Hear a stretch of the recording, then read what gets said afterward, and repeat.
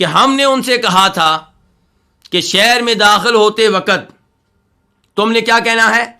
حتہ. تو انہوں نے بات کو بدل دیا. انہوں نے یہ لفظ نہیں کہا. حتہ کی بجائے انہوں نے کیا کہا؟ حبۃ فی شعرۃ. امام بخاری روایت کرتے ہیں جناب ابو ہریرہ سے کہ نبی علیہ الصلوۃ والسلام نے ارشاد فرمایا کہ انہوں نے اس موقع پہ کیا الفاظ کہے؟ حبۃ فی شعرۃ، کہ بالی میں دانے زیادہ سے زیادہ ہوں. یعنی کہ ہمیں رزق بہت چاہیے، ہمیں دانے بہت چاہیے، بالی میں دانے زیادہ ہوں. یہ الفاظ انہوں نے کہے.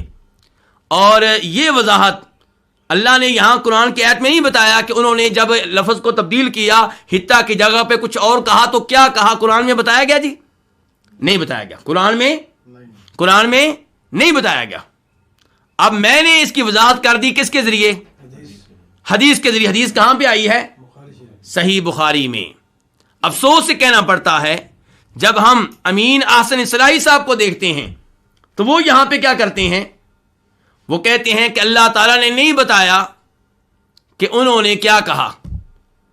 مفسرین نے کئی اقوال ذکر کیے ہیں جن کے اوپر ہم اعتماد نہیں کر سکتے. تو ہماری گزارش یہ ہے کہ آپ مفسرین کے اقوال پہ اعتماد نہیں کر سکتے، حدیث کے اوپر اعتماد کیوں نہیں کرتے؟ جن تفاسیر سے آپ نے اس آیت کو سمجھا، کیا اس حدیث کو نوٹ نہیں کیا؟ بالکل. اس آیت کے نیچے علماء تفسیر اس حدیث کو لے کر آتے ہیں. بخاری شریف کی یہ حدیث ہے، لیکن امین احسن اصلاحی صاحب کا اور ان کی لائن پہ چلنے والوں کا مسئلہ یہ ہے کہ یہ لوگ صحیح حدیث پہ اعتماد نہیں کرتے. جب اپنے مطلب کی روایت تو لے لیتے ہیں، جب ان کی عقل نہ مانے نہیں لیتے.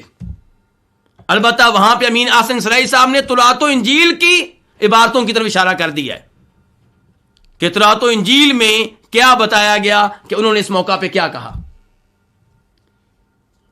آپ تورات و انجیل کی طرف اشارہ کرتے ہیں جو تحریف شدہ کتابیں ہیں، آپ صحیح حدیث کی طرف اشارہ کیوں نہیں کرتے؟